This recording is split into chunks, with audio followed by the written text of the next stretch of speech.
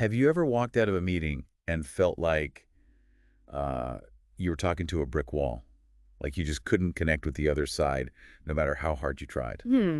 I know that feeling. Well, get ready for a deep dive that Yeah. might just change how you approach those interactions. Ooh, I'm intrigued. We're unpacking Sandra Fekete's book, Companies Are People, too. Oh, And trust me, this is going to be fascinating. Imagine if you could understand a company's personality just like you get to know a person.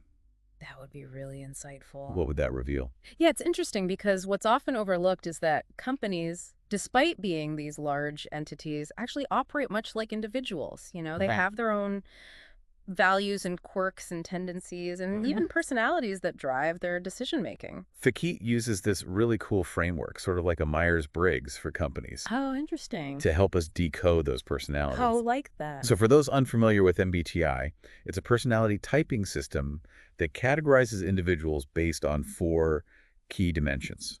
Okay. And in this book, Fekete cleverly adapts those same dimensions to analyze companies. Clever. The first dimension is organizational focus, which basically tells us where a company gets its energy. Just like people, some companies are extroverted, Right. thriving on direct interaction and collaboration. Hmm. Think about companies like Google, known for their vibrant and collaborative workspaces. Makes sense. On the other hand, some companies are more introverted, Okay. energized by focusing internally on ideas and products and systems. So more internally driven. Yeah, like a tech company that's laser-focused on developing groundbreaking software, maybe not so much on throwing big parties. Yeah. And of course, it's not always black and white. Right. Companies can have a mix of these traits, Sure. which is why this analysis gets so interesting. Absolutely. It's about recognizing the dominant patterns in a company's behavior. Yeah. The second dimension is information gathering. Does the company prefer concrete facts and data or big picture ideas and possibilities? Okay. Do they meticulously analyze spreadsheets or trust their gut instincts? So a sensing company might spend months conducting market research before launching a product, Right.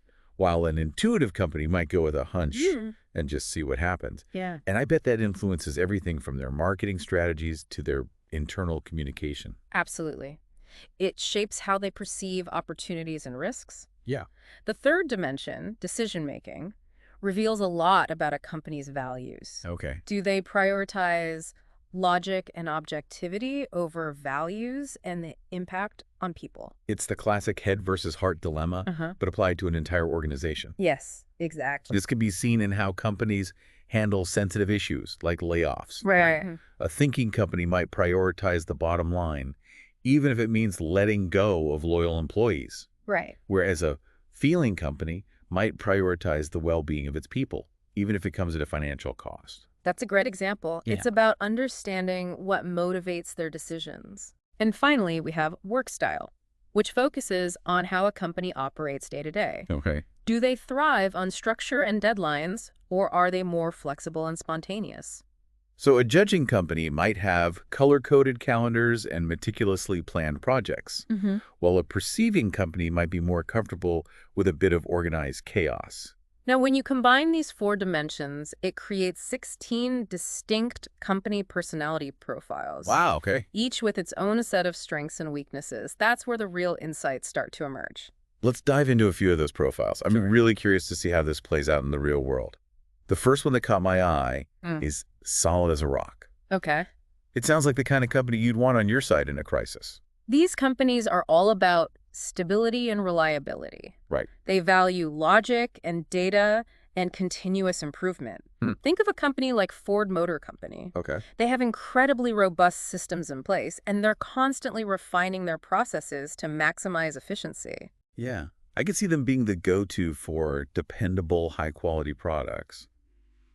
But maybe not so much for cutting-edge innovation. Could that be a blind spot for them? You're right, their focus on stability could make them resistant to change. Okay. For instance, if you're pitching a radical new idea to a solid as a rock company, highlighting how it fits within their existing systems and improves their efficiency would be more effective than emphasizing its revolutionary nature. That's such a good point. So it's not just about understanding their strengths, Yeah.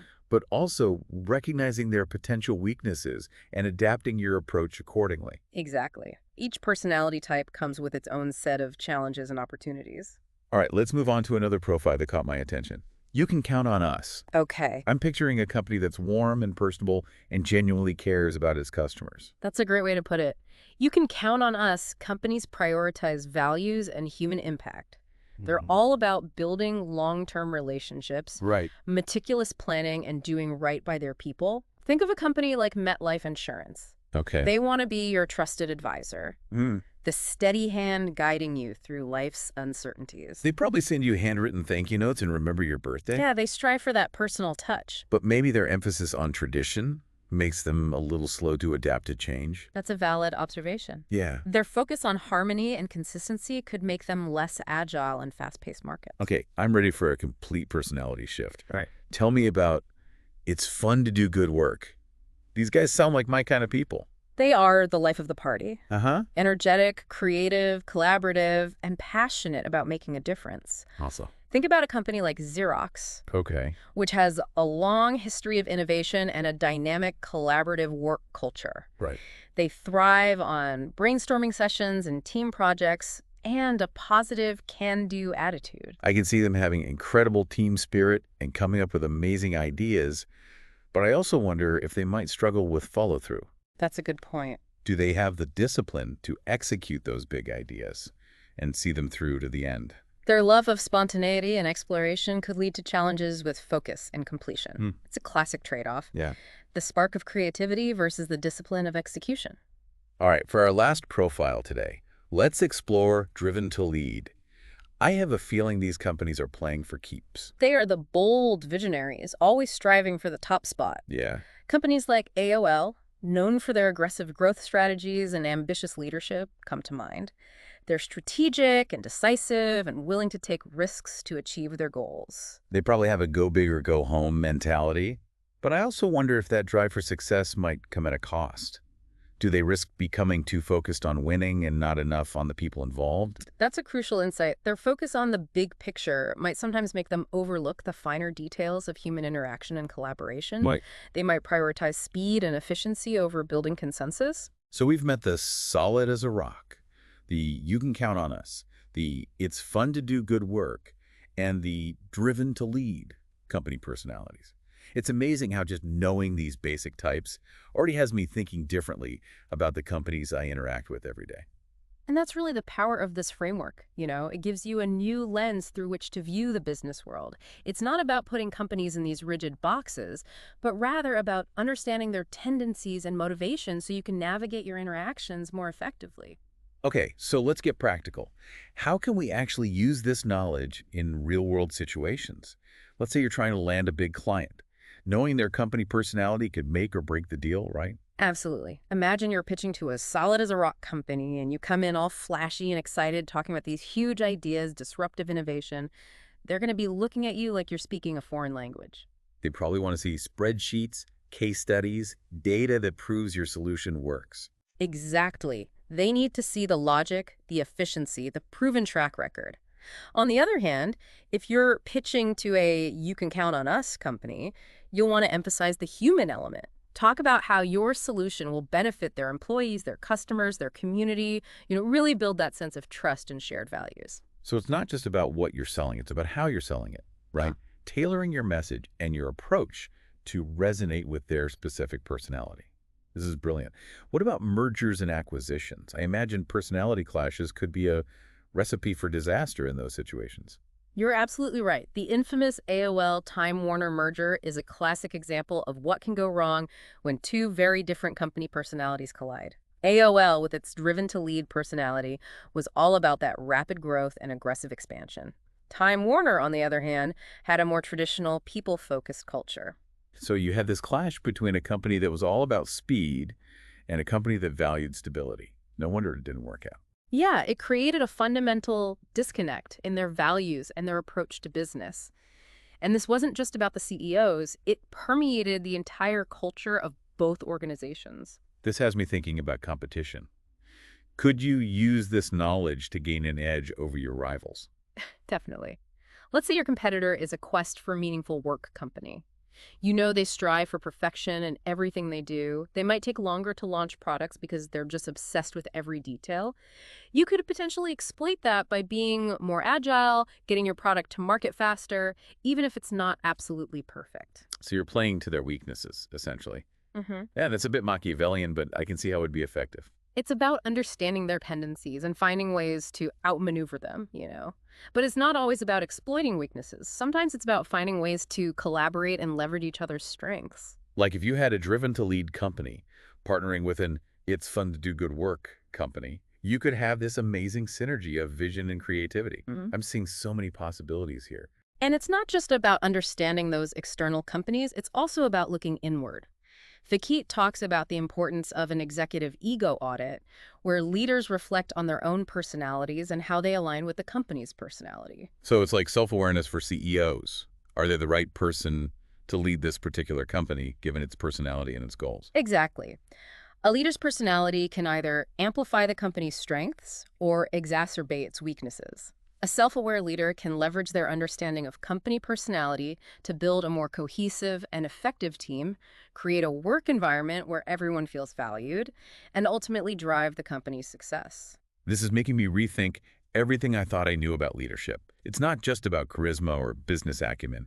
It's about understanding the human element, both within the company and in the wider marketplace. And recognizing that a company's personality is a dynamic, living thing. It evolves over time, just like people do. So this is not a one-time analysis. It's an ongoing process of observation and adaptation. This deep dive has been really eye-opening. Yeah, I feel like I've been given this incredible tool to decode the business world. I think so too. I can't wait to start applying these concepts and just see what insights emerge. Yeah, it's really exciting to see how this framework sparks those new perspectives for people. Yeah. And remember, we've only just scratched the surface here. Right. Think about all the companies you interact with on a daily basis, your clients, your suppliers, even your competitors. Mm. What are their personalities? And how can understanding those personalities help you build stronger relationships, navigate those negotiations, and ultimately achieve your goals? It's like I've been walking around with blinders on this whole time. I never realized how much I could learn just by paying attention to a company's personality. It can be really revealing. Yeah. And don't forget, companies are constantly evolving, just like people. So this isn't a one-time analysis. Right. It's an ongoing process of observation and adaptation. Keep your eyes open, notice the patterns in their behavior, and you'll continue to gain those valuable insights. I'm already making a mental note to add companies are people too to my reading list. This is definitely a concept I want to explore further. Yeah, it's a great read, really fascinating, full of practical examples and thought-provoking insights. Awesome. And who knows, maybe it'll even inspire you to do a little executive ego audit of your own. Yeah, I think I might just do that. Thanks for joining me on this deep dive. It's been truly illuminating. It's been a pleasure. And to all our listeners out there, thanks for tuning in to this deep dive. We hope you found it as insightful as we did, and we look forward to exploring more fascinating topics with you next time.